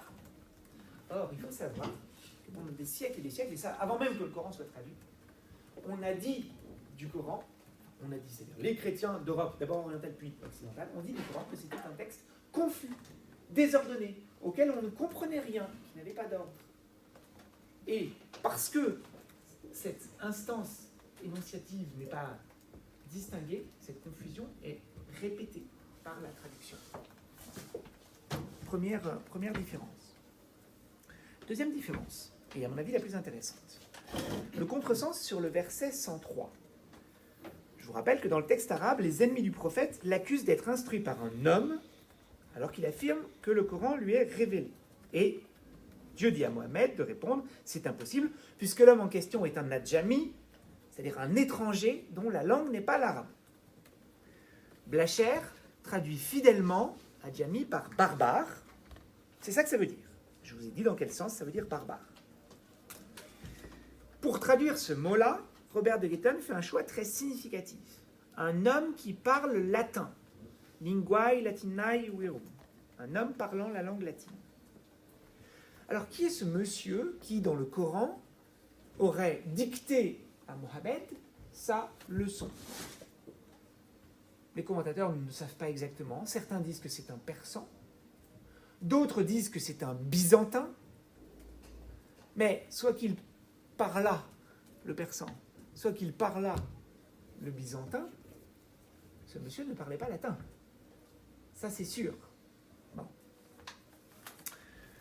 La traduction de Gueton, vous le voyez, de Robert Gueton, n'est pas seulement européocentrée, elle est latinocentrée, au sens propre du terme. Et ceci sans nécessité, parce que vous savez quoi, adjami, il y a un équivalent parfait en latin pour dire adjami. Et cet équivalent, c'est barbarus. De la même façon qu'on peut dire barbare en français, on pouvait dire barbarus en latin, et dans ce sens-là, à condition de se placer du point de vue arabe. Par ailleurs, si l'on suit la version de Robert de Gueton, les infidèles ou les idolâtres accusent le prophète non pas d'être instruit par un homme de langue latine, mais de l'instruire en arabe. C'est-à-dire que le sujet et l'agent sont inversés. Et en même temps, la deuxième personne se substitue à la troisième personne. Donc vous avez de très nombreuses altérations dont le détail est riche de sens. Le changement de personne produit un effet analogue à celui qu'on a noté au sujet de la première sourate. Les contradicteurs du prophète le prennent, les incrédules ici, le prennent à partie à la deuxième personne, il répond à la première. Il répond à la troisième personne. Comme si, en fait, eux lui parlaient en face et lui était incapable de leur répondre directement. Comme s'il refusait le dialogue. C'est ce que produit ce changement de personne. Il pratique une interlocution à laquelle le prophète se dérobe. Ça a l'air complètement anodin, mais il se trouve que les chrétiens, pendant des siècles, dans leur réfutation, ont accusé les musulmans de se dérober à la discussion. C'est ce que dit aussi cette traduction, d'une certaine manière. Quant au contresens sur le sujet et sur l'agent, il peut sans doute s'expliquer par une lecture trop rapide, par une confusion grammaticale ou encore par la consultation d'un texte corrompu, mais il me semble difficile de ne pas entendre dans ce passage comme une plainte de la latinité devant une parole qui la renvoie vers les marges d'un monde dont elle se croit le centre. On a l'impression que Robert de Gueton, à travers ce texte, proteste et dit aux Arabes, aux musulmans qu'il est en train de traduire, au texte coranique, on a l'impression qu'il lui dit « Mais à moi, tu ne parles donc pas. Tu parles à un homme de langue latine. Pourquoi tu parles en arabe ?» C'est ça que dit ce texte, en fait. Il ne comprend pas ça, parce qu'il n'arrive pas à se défaire de son point de vue latin. Donc vous voyez que la distorsion conjure un impossible décentrement, et pour des siècles, puisque je reviens à Bibliander, donc on passe de 1143 à 4 siècles après 1543, et on regarde la glose, et là, une glose mais proprement stupéfiante, qui est, en latin, cur latinis non latine scribat, frigide diluit. Elle est tellement stupéfiante que quand j'ai présenté cette conférence il y a un mois au Maroc, je l'ai laissée en latin parce que je disais, je voudrais quand même pas paraître insultant, quoi. Ça veut dire, il c'est le prophète, Mohammed. Mohammed explique sottement pourquoi il ne parle pas en latin au latin. Je vous ai dit que Bibliander, il y a très peu d'arabisants au XVIe siècle. Il y a très peu d'arabisants. On a peut-être 10 parmi les intellectuels chrétiens de l'Europe occidentale. Il y en a peut-être 10. Dans ces 10, Bibliander est parmi les plus forts. Il a lu le Coran en latin. Mais là, il est happé par cette traduction et il met une note qui suit exactement ce qu'a traduit Robert de Gueton. Il a l'air de croire que Mohammed se justifie de ne pas écrire en latin, alors qu'il n'est pas du tout question de ça dans le texte. il est happé, en fait, ici, par ces textes. Et la preuve qu'il est happé, c'est que dans d'autres passages où Bibliander sent qu'il y a des contresens commis par Robert de Ketton, il ne met pas de notes, ou alors il met des notes pour dire ici il vaudrait mieux traduire, donc il l'aurait fait là si ça avait été le cas. Il ne l'a pas fait. Il est absorbé par cette traduction. On voit l'importance de cette traduction pendant des siècles. En fait, la remarque de Bibliander montre que les latins ne virent pas ce que pourtant ils ne pouvaient pas ne pas voir. Alors, est-ce que ça a été volontaire ou pas? Moi, je ne tranche pas ces questions, parce que si je travaille sur les traductions, c'est justement parce qu'on ne peut jamais déterminer une intentionnalité. Et c'est ça que j'aime dans la traduction, c'est que vous ne pouvez jamais savoir si un traducteur a fait ça pour mal faire, ou si simplement il a fait une bande de traducteurs qui nous arrive à tous. Bon, voilà. Ça, c'est pas mon problème. Moi, ce qui m'intéresse ici de vous montrer, c'est que la plupart des latins, et par latin, je veux dire communauté de fondement linguistique, ne virent pas, ne purent pas, ou ne voulurent pas voir que le Coran ne parlait jamais d'eux. Et ça, c'était pas possible. Alors, je passe à la deuxième partie. Une traduction arabo-centrée. La traduction de Jean de Ségovie donne l'exemple inverse, apparemment, d'un complet décentrement, ce qui en fait une sorte d'ovni. Alors, je dois toutefois vous rappeler qu'elle est perdue, cette traduction. Donc, on ne peut plus en juger que par quelques fragments. Pour le reste, on doit croire le prologue à cette traduction que lui, on a gardé. Il a écrit une préface, un prologue, lui, on l'a gardé, et c'est là-dessus qu'on va travailler. Vous allez voir qu'on va essayer de reconstituer ce qu'a dû être le texte à partir de quelques lignes de ce prologue, où il nous décrit les remaniements qu'il a apportés au premier jet de sa version. Alors là, je vais vous lire un texte auquel, normalement, vous n'allez rien comprendre. D'accord ? Parce qu'il y a des termes techniques de la grammaire latine qui sont employés. Ces termes, je vais ensuite vous les expliquer. D'accord ? Donc vous me faites confiance, vous vous laissez porter par le texte, et ensuite je fais mon œuvre de pédagogue, et je vous explique par des exemples très concrets ce qui a dû se passer. Allez, on y va. Donc c'est Jean de Ségovie qui parle. Pour conserver scrupuleusement le caractère propre de l'arabe, je n'ai pas hésité un instant à malmener Priscien, en employant bien souvent un latin tout à fait irrégulier, du point de vue du régime casuel comme de la classe verbale. Sur le modèle de la langue arabe, j'ai transformé en verbe actif ce qui, chez les latins, est un verbe déponent ou commun, neutre ou neutropassif. Et j'ai mis l'accusatif au lieu du datif. J'ai procédé de même à propos des noms ou des participes pluriels, sur 3 cas pour les participes, 2 pour les noms, le datif et l'ablatif. J'ai établi contre l'usage des terminaisons distinctes pour les genres masculins et féminins, parce que la langue arabe exprime ces nuances. Par ailleurs, quand elle évoque la possession, elle se sert constamment d'un adjectif du pluriel, alors que le substantif reste au singulier. Pour rendre ce trait tout en évitant l'impropriété, je me servais au début d'un autre pronom, ipsorumu, eorum. Quelquefois même, j'exprimais au pluriel la possession.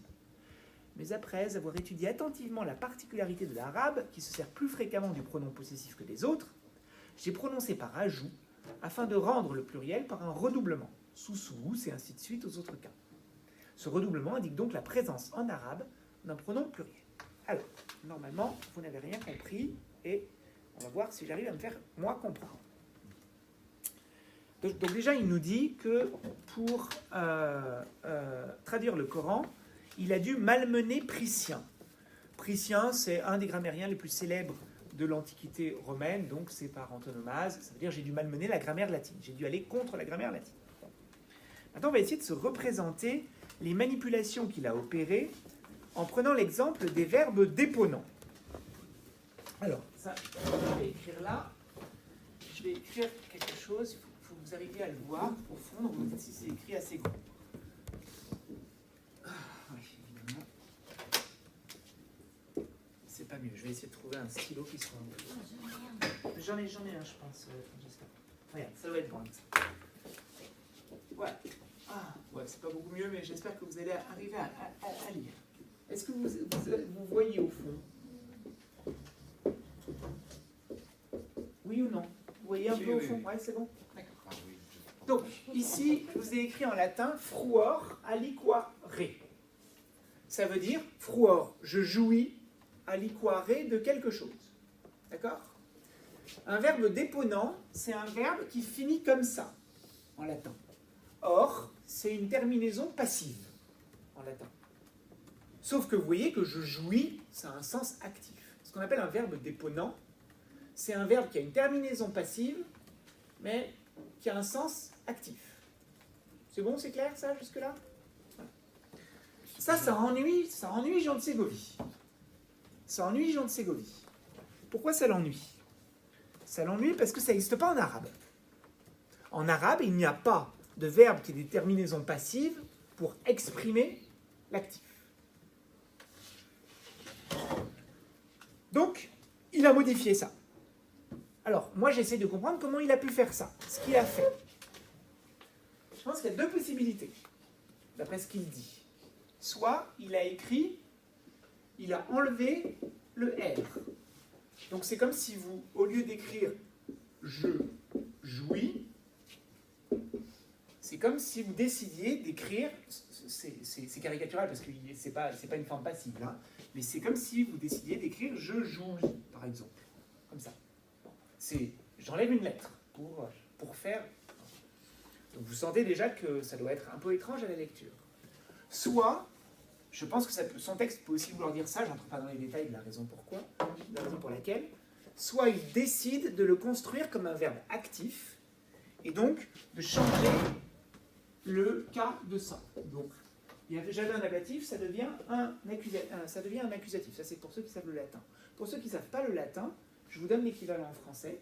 Ça donne, au lieu de dire « je jouis de quelque chose », ce que vous dites tous, j'imagine, il décide de traduire « je jouis quelque chose ». D'accord? Je jouis le plaisir de vous voir. Première modification. Premier exemple de modification. Autre exemple, les verbes neutres. Ce sont sans doute ici les verbes transitifs indirects. Par exemple, placéo. Placéo, ça donnait plaire. Je dis bien, je plais à quelqu'un. C'est un verbe transitif indirect. D'accord? Au lieu d'écrire « je plais à quelqu'un », placéo aliqui, en le construisant avec un datif, Jean de Ségovie aurait alors écrit « placéo aliquem », je plais quelqu'un. Donc vous sentez que l'effet en latin comme en français devait être drôlatique. On devait vraiment se dire c'est extrêmement bizarre. Alors, vous le voyez, Jean de Ségovie, qui est un traducteur iconoclaste, a essayé de restituer en latin deux particularités de la langue arabe. La première, je l'ai déjà présentée. L'arabe n'emploie pas de forme passive pour un sens actif. La deuxième, c'est que l'arabe comporte seulement 3 cas qui correspondent à peu près au nominatif, à l'accusatif et au génitif. Il ne peut donc pas y avoir en arabe de datif et d'ablatif. Jean de Ségovie, qui est à la recherche d'un mot-à-mot intégral, vous voyez, hein, un grand littéralisme dans son choix, dans ses positions. Jean de Ségovie a une bonne raison de vouloir supprimer ces cas, de vouloir les ramener aux cas existants, ici en l'occurrence à l'accusatif. Alors bien sûr, ce sont des conjectures, et j'insiste sur le fait que la traduction du Coran par Jean de Ségovie est perdue. Donc on ne peut pas savoir malheureusement jusqu'à quel point il a appliqué ses propres préceptes. Mais on a redécouvert il y a une dizaine d'années un mince fragment de sa traduction sur un bout de son traité en fait. Il avait écrit un mince fragment de sa traduction. Hein. Et dans ce mince fragment, on ne retrouve aucun des faits dont il nous a parlé dans la préface que j'ai lue. Mais sur 4 lignes, hein, on trouve cette expression « quando dixit apostoli ». Littéralement, si je le traduis en français, « quand les apôtres a dit ». Vous voyez en français ce que ça donne, « quand les apôtres a dit ». C'est totalement... Mais s'il y a parmi vous, et je crois qu'il y a parmi vous des arabophones, pour eux, en revanche, ils comprennent très bien ce qui se passe ici. Ce qu'ils comprennent, c'est que le verbe au singulier précède son sujet qui est au pluriel. Ça, c'est possible en arabe. Donc, il a calqué un trait de la langue arabe en latin. Un calque total qui fait que, on finit par dire, plus exactement que quand les apôtres a dit, quand a dit les apôtres. C'est encore plus étrange, certainement. Voilà, moi c'est cette étrangeté que je voudrais mettre en lumière. Deuxième choix de traduction qu'il revendique, là peut-être il va vous être plus familier, à vous, mais j'en suis même pas sûr. Établir des terminaisons distinctes pour les genres masculins et féminins quand l'arabe opère cette distinction, mais pas le latin. Alors, donc vous avez compris tout à l'heure, le latin était trop riche pour l'arabe, il fallait l'appauvrir. Maintenant, il est trop pauvre. Il faut l'enrichir de nuances qu'il n'a pas en inventant des nouvelles terminaisons pour les noms et les participes. Alors malheureusement, il ne nous dit pas quelles sont ces terminaisons, mais je vous donne un exemple. Dominis. Dominis, ça peut vouloir dire les maîtres, ou ça peut vouloir dire les maîtresses. Donc en latin, la langue est trop pauvre, alors qu'en arabe, le même mot peut se dire, le même mot, dans certains cas au moins, on peut utiliser un masculin ou un féminin. D'accord ? Donc ici, ce que nous dit Jean de Ségovie, c'est qu'il a inventé des terminaisons sans doute féminines qui n'existaient pas en latin pour calquer l'arabe. Alors ça vous est peut-être plus familier parce qu'au fond, c'est ce que fait à certains égards ce qu'on appelle l'écriture inclusive. Quand on dit, par exemple, la professeure, ou encore prenons maître, une maîtresse de conférence, il y a 20 ans, on n'aurait jamais écrit la professeure, ni dit une maîtresse de conférence. C'est ce qu'il fait. Oui, là, c'est déjà pour nous moins étrange que ça ne l'aurait été il y a 20 ans. Mais vous imaginez au XVe siècle, quand on reçoit ça. Troisième opération porte sur le possessif. Alors, pour comprendre de quoi il retourne, il faut savoir qu'en latin, suus peut avoir deux sens différents, son ou leur. Par exemple, sum librum legit signifie il lit son livre ou il lit leur livre. Je précise, sans entrer dans les détails et en priant les latinistes de m'excuser, que ce que je suis en train de dire là vaut pour l'état de la langue au XVe siècle. D'accord ? Je laisse de côté la question du réfléchi. D'accord ? Donc avec sum, vous ne savez pas si ça veut dire son ou leur. A l'inverse, comme en français, l'arabe fait une différence selon qu'il y a un ou plusieurs possesseurs. Il y a un équivalent de son, il y a un équivalent de leur. Alors, dans la proposition « ils lisent leur livre », leur, c'est ce que Jean de Ségovie appelle un adjectif du pluriel. Et comme la langue latine posait problème, il a envisagé plusieurs solutions. D'abord, il a essayé de renforcer l'adjectif « suus » par un pronom. Donc, de dire, par exemple, « eorum librum ligit », il lit le livre de ceci. Probablement que ça l'a un moment gêné. Il dit aussi qu'il a exprimé au pluriel la possession. Là, je ne vois pas bien comment il s'y est pris. Mais finalement, devant la récurrence des possessifs en langue arabe, il opte pour un néologisme qui en multiplie la présence. Il y a beaucoup de possessifs en langue arabe, alors moi je vais mettre beaucoup de possessifs en latin. Et comment il fait ? Il nous le dit, il invente le mot susum. Et donc, par exemple, on devait lire dans son texte susum librum ligit, il lit son livre. Pour dire, il lit leur livre. Alors évidemment, je le répète, le lecteur latin ne devait pas avoir l'habitude de rencontrer souvent de telles bizarreries. Le projet de Jean de Ségovie est un essai vraiment très étonnant, sans aucun respect pour la règle grammaticale qu'il ne considère pas comme une idole. Il veut faire parler au latin une langue qui n'est pas la sienne. Cette option a sans doute été trop radicale pour prévaloir, et le fait que nous n'ayons pas conservé l'unique manuscrit du Coran traduit par Jean de Ségovie est peut-être une conséquence de cette radicalité. Difficile à comprendre. Pourquoi on n'a plus cet unique manuscrit ? Peut-être parce qu'un jour quelqu'un l'a ouvert. Il lit son livre. Oh là, belle. Mais on peut rêver à ce que le latin, devenu déjà au XVe siècle une langue presque morte, vous vous rappelez de l'arabe latin, à ce que le latin serait devenu, si de telles rencontres entre des systèmes linguistiques et culturels si différents s'étaient multipliées.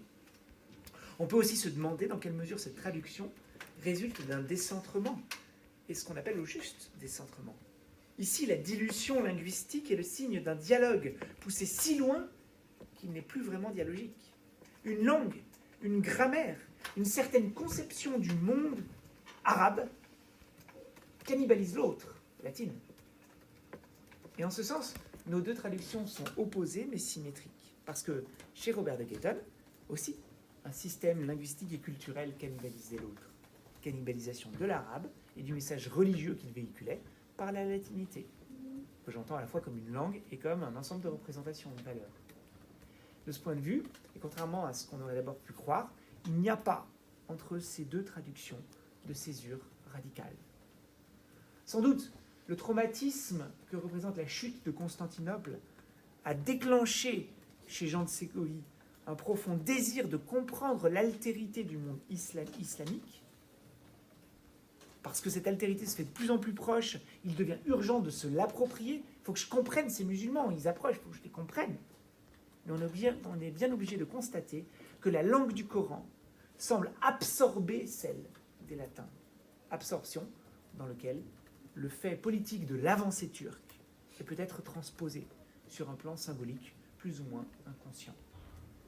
Si la césure n'est pas radicale entre les deux traductions, c'est qu'elles se rejoignent dans une impuissance commune à objectiver le Coran. Robert de Guéton ne peut pas le lire avec la distance nécessaire pour s'extraire de ses préjugés latino-centrés, et quant à l'entreprise de Jean de Ségovie, elle ne pouvait probablement pas avoir de succès, indépendamment de toute autre circonstance, parce qu'il s'est laissé happer par son objet, comme fasciné par lui. Il a oublié qu'une traduction a pour finalité, non pas de reproduire le texte source tel quel ou à peu près, mais de le présenter sous une forme qui soit lisible et par conséquent intelligible. Or, cette impossible distanciation montre que, du Moyen-Âge au début de l'âge classique en Europe, un point fondamental n'a pas changé. Le Coran, la langue arabe et le monde musulman en général ne peuvent pas faire l'objet d'un discours critique, c'est-à-dire procédant d'un jugement raisonné. Ils enclenchent un mécanisme d'ordre passionnel.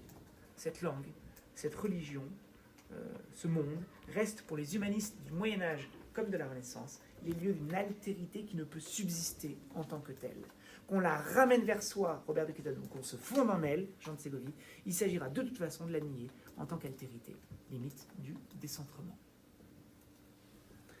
Alors, il serait imprudent de tirer des conclusions définitives, alors qu'il reste encore 3 traductions du Coran en latin, et que bien d'autres écrits très différents ont été composés, dans lesquels, à cette époque, dans cette longue période, le texte saint des musulmans et la latinité se rencontrent. Les remarques que je viens de formuler pourraient certainement être reprises dans la très grande, immense majorité des cas, qui restent à étudier, mais il y a quand même eu des exceptions. J'aimerais pour finir revenir au corpus de Cluny. La première des annotations qui accompagnent le Coran dans le corpus de Cluny en est sans doute le passage le plus troublant et, s'il est permis de parler avec l'admiration du traducteur, le plus beau. Et j'espère que, déplacé vers la langue française, cette beauté de la langue latine ne se sera pas complètement perdue. Donc on a une glose à la première sourate. Vous vous rappelez que la première sourate commence par ce premier verset qui présente les noms de Dieu. Donc, glosant la première sourate, il faut qu'on ait une glose sur les noms de Dieu. Et c'est cette glose que je vais vous présenter. D'accord ? Donc, je la lis à haute voix, en prenant tout le temps nécessaire pour goûter les inflexions du premier paragraphe, notamment. Première glose au corpus de Cluny. Tout ça est en latin, et je l'ai traduit en français. Dieu porte dans ce livre de nombreux noms, du fait des nombreuses formes que revêt sa puissance. Aussi l'appelle-t-on le miséricordieux, parce qu'il accroît toujours le bien des bons, tout en diminuant toujours la peine des méchants, ou en la ramenant à de justes proportions. On dit de même qu'il est bon, parce qu'il exauce tous ceux qui l'invoquent, et apporte son secours à quiconque le souhaite. On l'appelle également le salut, parce qu'il ne cause nul préjudice, parce qu'il sauve et qu'il fait don du salut à ceux qui font le bien, ceux qui seront assis à sa droite. On l'appelle fort parce qu'il est fort, parce que pour lui, rien n'est pénible ni malaisé. Sans courroux, car il supporte ses détracteurs et ceux qui parlent de lui en mal. On l'appelle aussi pur parce qu'il n'aime que le bien et la vertu, béni parce qu'il est seule bénédiction, ou parce que tous le bénissent.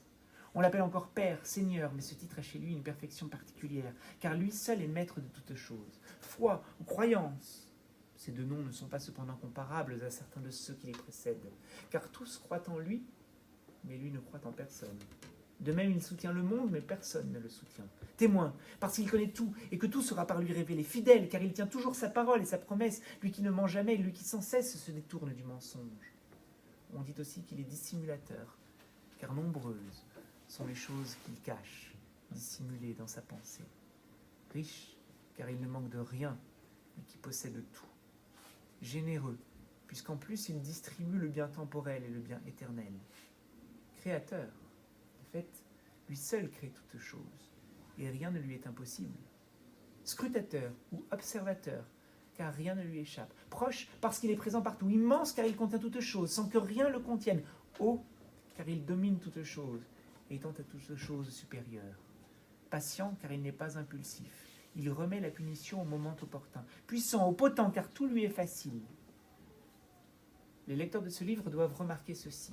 Même si Dieu lui-même a écrit cette loi de sa propre main, comme l'invente Mohammed, qui dit qu'il n'a jamais lu ni appris ses lettres afin qu'on ne croie pas qu'il l'a composée, et même s'il l'a transmise aux 10 prophètes pour la prêcher au monde, il assume cependant, lorsqu'il parle, une multiplicité de voix. Tantôt il fait entendre la voix de Dieu, tantôt celle du prophète, tantôt celle des justes invoquant Dieu et lui rendant grâce. Quelquefois même, en fonction du passage, la voix de ceux qui prennent les justes à partie. Une des singularités du premier paragraphe est de ne comprendre aucun jugement d'aucune sorte, même lorsqu'il reproduit une tautologie, que je souligne ici. On l'appelle fort parce qu'il est fort. C'est quand même complètement con. Et ça, c'est ce qu'on aurait dit dans tous les traités de polémique. C'est quand même complètement con. Et c'est ce qu'il ne dit pas.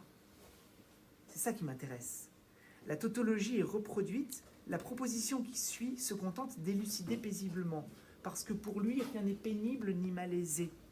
La raison semble ici abandonner ses droits que les polémistes et apologètes chrétiens font si souvent ricaner dans leur réfutation. Dans le deuxième paragraphe, la polémique surgit de nouveau. Le prophète Mohammed aurait inventé l'idée selon laquelle le Coran serait la parole de Dieu, dont lui-même, étant illettré, ne saurait être que le messager. L'attaque consiste ici à présenter son illettrisme comme une feinte. Mais c'est la seule phrase où la polémique se fait entendre. Et vous remarquerez, au contraire, le remarquable avertissement sur la présence de différentes instances énonciatrices à l'intérieur du texte. Je souligne là encore. Cet avertissement témoigne d'une grande rigueur philologique dont Robert de Kettel n'a pas su donner l'exemple. Ce qui frappe surtout, je crois, j'espère, c'est le style de cette clause. Elle est rythmée. Et ce rythme repose sur 3 faits essentiels. Figure de répétition tout d'abord, anaphore ou répétition simple. Figure de variation ensuite, mêlant répétition et modification. Et là, c'est les dérivations, les polyptotes, les variations à l'intérieur de l'anaphore, les chiasmes, les homéotéleutes, elles-mêmes regroupées par série. Enfin, une construction essentiellement binaire. En témoignent les antithèses, les parallélismes souvent avec polysynthètes, les doublets. Sans se dénaturer, bien au contraire, la phrase latine parvient à recréer un rythme assez proche des cadences lancinantes de la prière musulmane. Elle acclimate le doux. Je me suis efforcé de respecter dans la traduction latine cette puissance évocatoire. Non pas que je reproduise à l'identique les figures et les rythmes latins, parce que les langues ont leur génie. Je recherche plutôt l'invention de cadences analogues par des procédés différents et qui cependant ressortissent aux 3 faits relevés: répétition, variation, balancement. À l'oreille du lecteur, c'est une musique rare qui doit sonner. L'appréhension de l'islam ici n'est plus subordonnée à l'intention polémique, ni même philologique. Elle procède d'un dernier niveau de lecture, d'une émotion esthétique. Fugitive, sans doute, mais sereine et distanciée, contemplative et maîtrisée. Du Moyen-Âge au début de l'âge classique européen, il y a eu peu d'équivalent d'une telle réussite, proprement décentrée, parce qu'elle fait vraiment entendre les rythmes de l'islam en latin.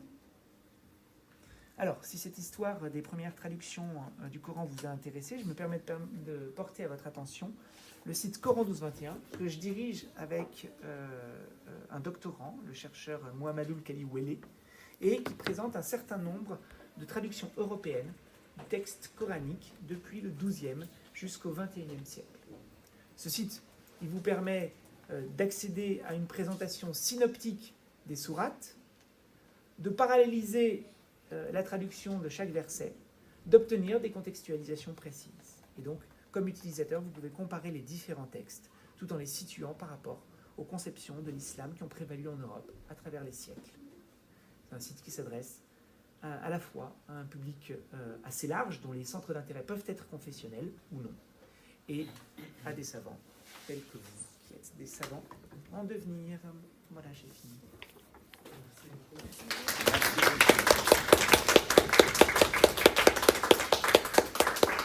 Et maintenant, j'ai gardé une demi-heure pour prendre toutes les questions que vous auriez sur ce qui a été dit, sur le site, on peut parler du site, sur, voilà.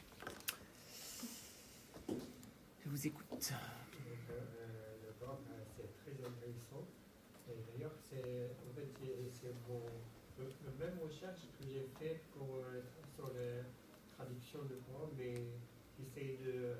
Mon recherche, c'était sur les traductions en français du Coran. Oui. J'ai comparé 3 traductions du Coran. Lesquelles? Savaris, Kazimierski et. Blanchère. Ah oui, et Blacher, Masson.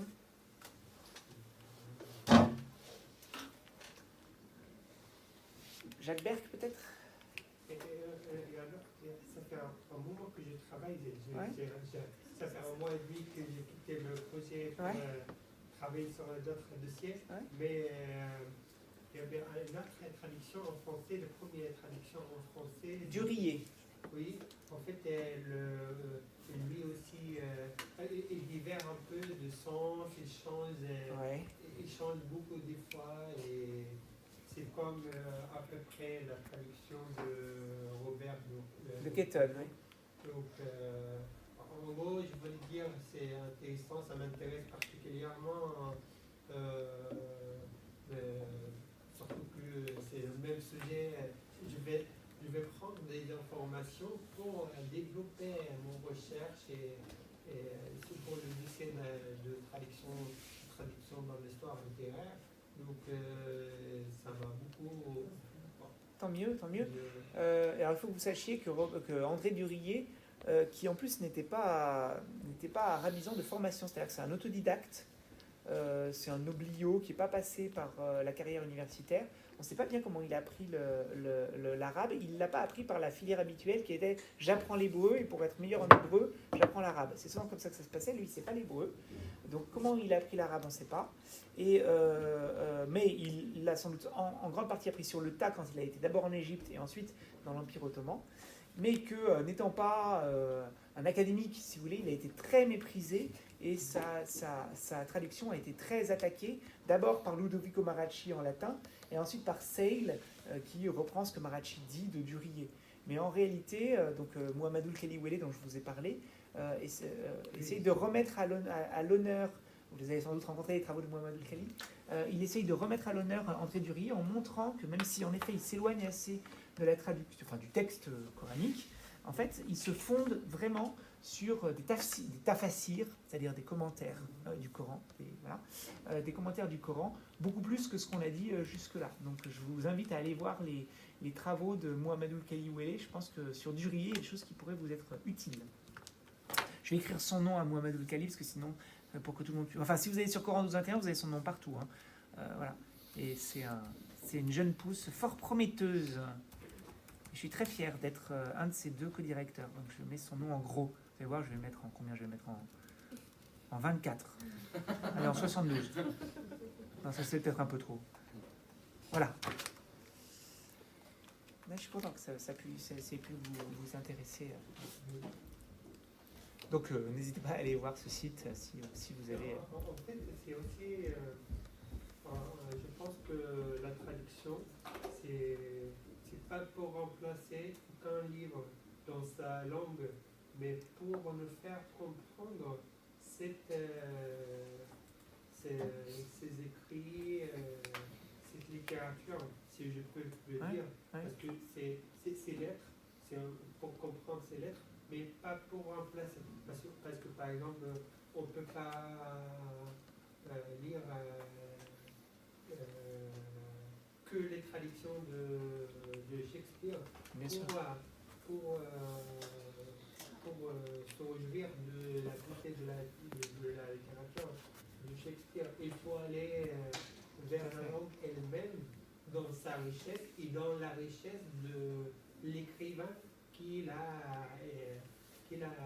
créé, qu'il a rédigé. Ouais. Alors, je suis tout à fait d'accord avec vous. Il se trouve que dans le cadre du Coran, et vous je le dis surtout pour vos camarades, parce que je pense que ça vous est très bien connu, dans le cadre du Coran, il y a un problème supplémentaire qui est que le Coran est réputé inimitable. Or, la traduction est une forme d'imitation. Alors, moi, ce qui m'intéresse en ce moment, c'est... j'ai posé cette question à un docteur au juridique. J'étais membre de du jury de sa soutenance, quoi, il y a 3 semaines, et malheureusement, il n'a pas su me répondre. Et donc, c'est vraiment encore pour moi une question pendante. J'aimerais savoir quand, dans les écrits d'Europe occidentale, la conscience est apparue de la question de l'inimitabilité. Irjaz, c'est ça, Irjaz, pardon, voilà.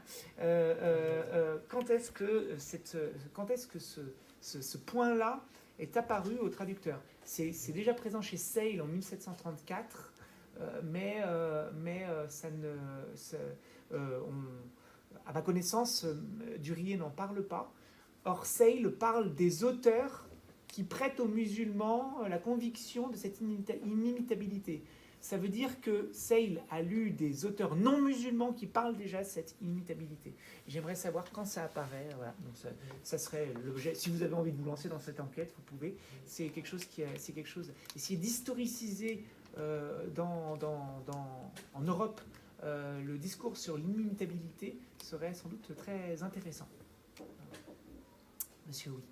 La question de la traduction du Coran est vraiment intéressante pour le cours, notamment de la traductologie, parce que certains savants musulmans disent qu'il faut traduire le Coran à chaque moment, parce que en fonction des contextes sociaux, la traduction doit s'adapter. Ce n'est plus les mêmes termes.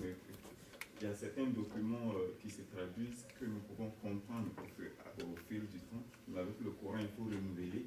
Et si on ne le fait pas, ça pose d'énormes problèmes avec nos réalités sociales. Autre chose. Avant de regarder votre autre chose, je rebondis ça. Je vous remercie beaucoup de faire cette remarque, parce que ça évite d'essentialiser une certaine approche de l'islam, ce qu'on aurait pu croire de ma remarque précédente sur l'inimitabilité. Je ne sais pas si vous avez remarqué, mais quand je vous ai dit, pour la plupart ou pour beaucoup de musulmans, j'ai dit le Coran est la parole de Dieu, j'ai dit la plupart ou beaucoup de...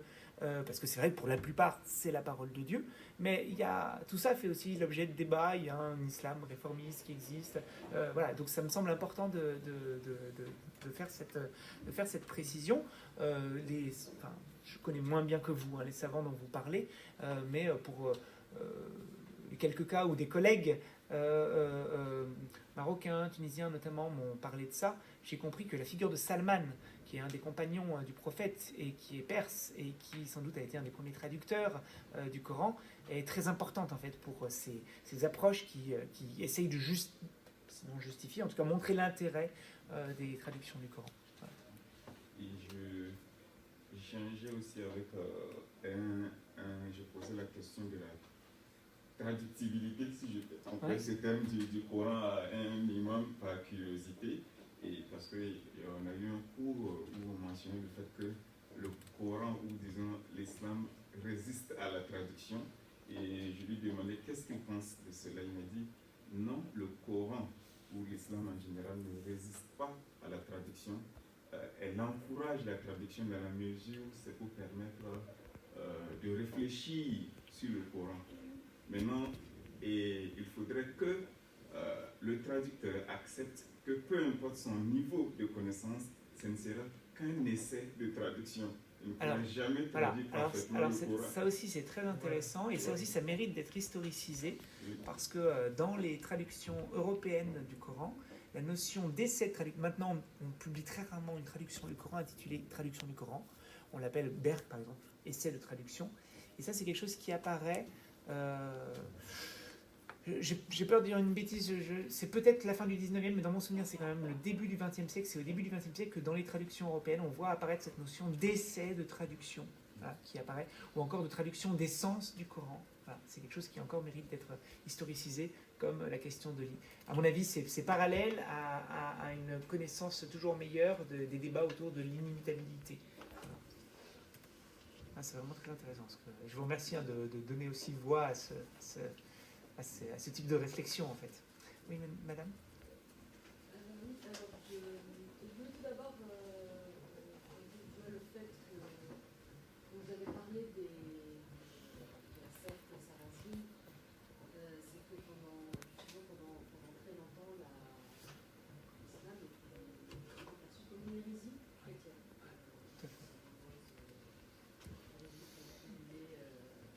Notamment dans l'Orient chrétien.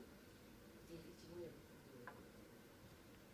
il y a une des accusations qui a été faite, en fait, semblable à celle qui était dans sur la thématique, c'est d'avoir repris souvent des histoires bibliques. Ouais. C'était d'ailleurs, et juste pour... c'est quelque chose que vous savez, mais je dis, j'essaie d'élargir.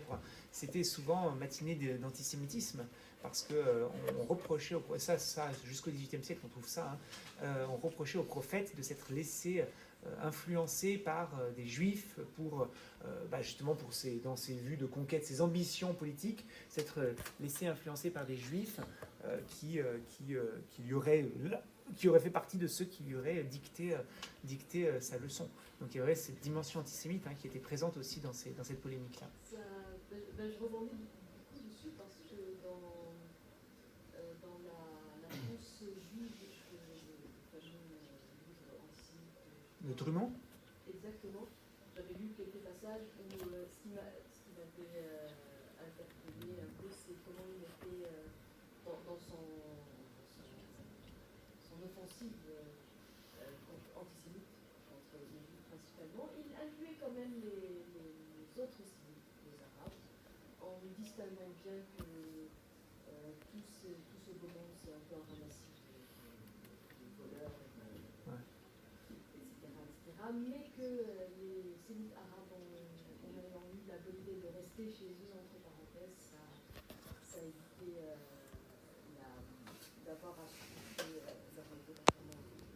Bref, et donc pour revenir sur ce que j'avais dit sur la secte mahométane, c'est que, apparemment, paradoxalement, ce qui a permis aussi à l'islam de se diffuser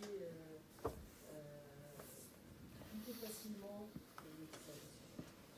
très longtemps, ou du moins d'être accepté comme domination dans l'Orient chrétien, l'Orient arabe à l'époque.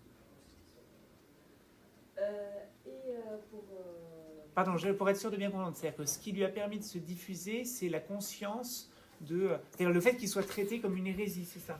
Oui, c'est une sorte de malentendu, en quelque sorte, qui a fait qu'en Égypte ou en Syrie, qui étaient des provinces byzantines, on va dire que c'est plutôt passé pas trop mal. Pour revenir à la deuxième réflexion qui a plus rapport à la traduction, pour dire à quel point la traduction du Coran continue à être, pour beaucoup, même pour les arabophones, comme une façon de découvrir aussi le Coran, parce que c'est vrai que même pour les arabophones, le texte coranique reste un texte difficile à comprendre en raison de la diglossie qui existe dans le monde arabe. C'est-à-dire que, personnellement, je parle l'arabe latin. L'arabe latin. C'est-à-dire que je parle l'arabe standard, le dialecte montaigne et l'arabe classique coranique. C'est encore autre chose, même si certains sont restent accessibles. Mais souvent, moi personnellement, je me plais à lire des traductions pour voir aussi les nuances qu'on peut imprimer à chaque langue.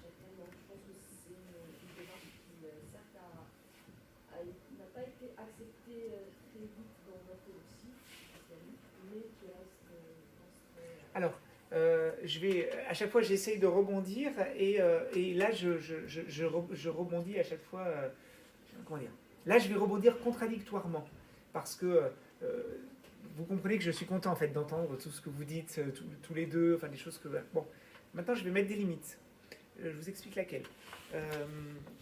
Quand je présente cette conférence il y a un mois donc à l'Académie du Royaume du Maroc, qui est une sorte de mélange entre l'Académie française et le Collège de France, ce que m'a dit le secrétaire perpétuel. Il m'a expliqué que c'était un peu entre les deux. Quand je présente ça, je sens un intérêt énorme de la part de mon auditoire. Vraiment. Mais, quand j'ai fini, immédiatement, on me dit « Nous remercions le professeur Vigano, nous allons maintenant prendre des petits fours. » Et pas de débat. C'est-à-dire que ce qu'on est en train de se dire là, il n'y a pas de débat. Donc, je ne veux pas non plus, si vous voulez, je vous fais état de cette expérience qui est que, et plus frappant encore, on ne m'a pas dit pourquoi. Alors c'était évident pourquoi il n'y avait pas de débat. Et les gens n'étaient pas contents, c'est-à-dire qu'au moment des petits fours, ils m'ont dit, parce que quand il y a les autres conférences, on a le droit de poser des questions, là on n'a pas le droit de poser des questions. Donc ils m'ont bien fait comprendre ce que je supposais, que c'était le sujet qui était encore suffisamment délicat pour que chez le commandeur des croyants, dans une maison vraiment patronnée par le commandeur des croyants, ça soit oui, je nuance juste pour dire que ça reste très, très sensible. Mais j'aime, enfin voilà, ce que vous dites évidemment m'intéresse beaucoup. Ouais, Dominique. On s'était vu il y a 2 ans, non? Il y a 3 oui, ans, tout à fait. C'est le souvenir que j'avais, d'accord. Vous avez une très bonne mémoire, monsieur. Je vois la salle où on était, je pourrais vous y ramener. Non et du coup, ce que je voulais vous dire, c'est que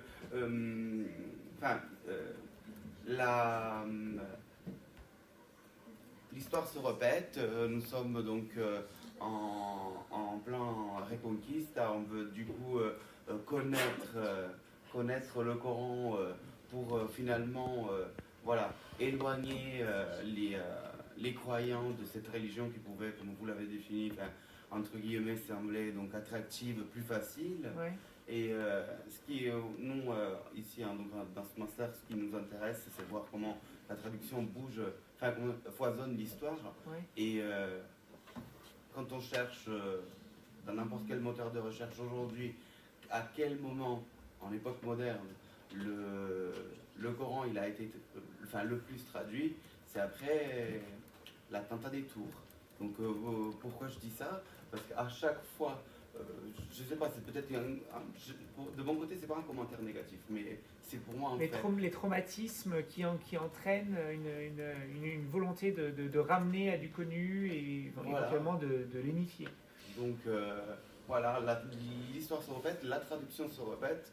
Aujourd'hui, en époque moderne, on traduit quand il y a quelque chose qui va pas, et alors il faut connaître, il faut s'approcher d'un monde qu'on connaîtrait pas, et voilà. Ouais. Et, vous avez des analyses sur le nombre des traductions qui ont fleuri, vous avez vu ça, il y a de la documentation sur ça, le fait que ça a beaucoup fleuri après 2001. On l'avait vu l'année dernière avec M. Nous, après l'attentat des tours jumelles, ouais. Il y a eu une flambée de traduction du Coran, et ça, voilà, pourquoi? Parce que, voilà, il y avait eu un attentat. Ouais. Donc l'envie de connaître, souvent, comme dans le passé, comme dans le présent, se manifeste. Les guerres motrices. Et en ce qui concerne la traduction en soi, du Coran, on avait vu pendant le séminaire donc le colloque d'un juif avec moi. Voilà, oui, tout à fait. Donc voilà. Donc traduction pour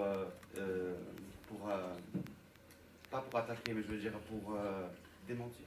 Ça peut se dire. Oui, réfuter. Pour réfuter et quelque chose, voilà. Donc j'ai trouvé très passionnant de vous écouter sur ce sujet. Merci. Domenico, parlez fort qu'on vous entende au fond. Parlez fort qu'on vous entende au fond. Il y a un professeur à l'époque, bon, malheureusement c'est Gary, je ne me rappelle pas l'autre partie de son nom, un Américain, qui disait juste qu'après